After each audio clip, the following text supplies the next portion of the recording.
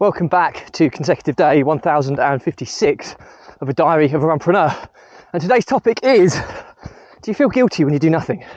So please remember to give us a subscribe, share, like and comment, as the more people we get in front of, the more money we raise on my fundraising mission to save the lives of children by attempting the ultimate ultra marathon.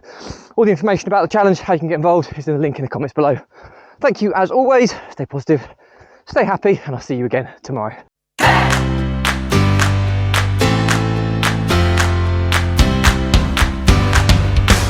So, consecutive day 1056 of a diary of a runpreneur. Now it's the topic today is, do you feel guilty when you just do nothing?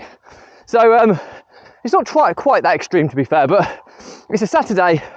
I've had a really busy week, haven't been sleeping that well, and as a result I'm feeling pretty tired this weekend. Now Saturday morning, as standard, my two boys had football matches, so I was up down the local football field at about 8:30 this morning. Not massively early, but early enough, and I reffed his under 12s match, so that's an hour of refereeing. And it's quite draining, you know. You have to be focused, you have to be on it, you cover a fair distance in mileage as well running.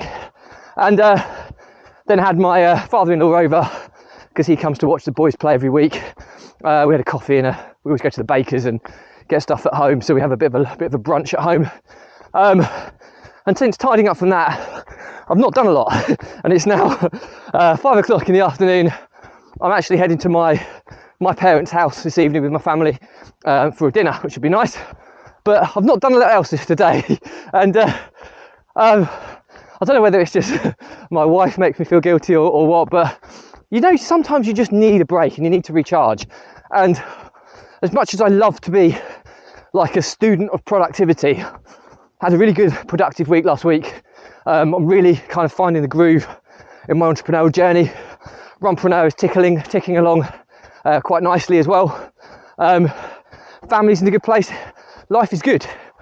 But when you stop and you just have a break and do nothing, unless you're on holiday, which is very different, if you have a break at home, you feel guilty. Or, you know, whether my wife is intentionally trying to make me feel guilty or not, whether it's me perceiving her to make me feel guilty, I don't know. It's just, I just felt a bit broken. I felt a bit hungover today, just from pure tiredness, and not done a lot this afternoon. Did a little bit of paperwork and a lot of sitting on the sofa watching the football results come in. So yeah, should you feel guilty for that? That's the question. And my opinion on it, or the moral to the story today, is that no, you shouldn't. And okay, there's stuff that needs to happen on a daily basis. Feed the kids, you know, these type of things that have to happen at a certain time. But by and by, most other things don't have such a hard deadline. So if it hasn't got a hard deadline and you need a break, just have a break and do it at a later point when you're feeling more productive. And I think understanding your kind of biological prime time, or your clock, in terms of when you feel good to do stuff and when you don't feel so good to do stuff, I think that's really important. So the moral to the story today is, you shouldn't feel guilty for having a break.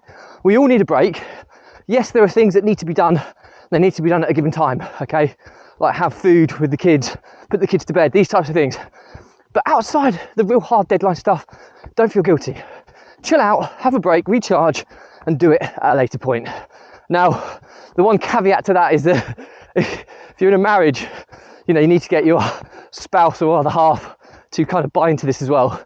Otherwise, you could be perceived to be just a bit lazy. But by and by, I think it's completely justified for the reasons I've given. So anyway, that's it for me today. Any questions or comments, drop me a line. I'll respond to everyone.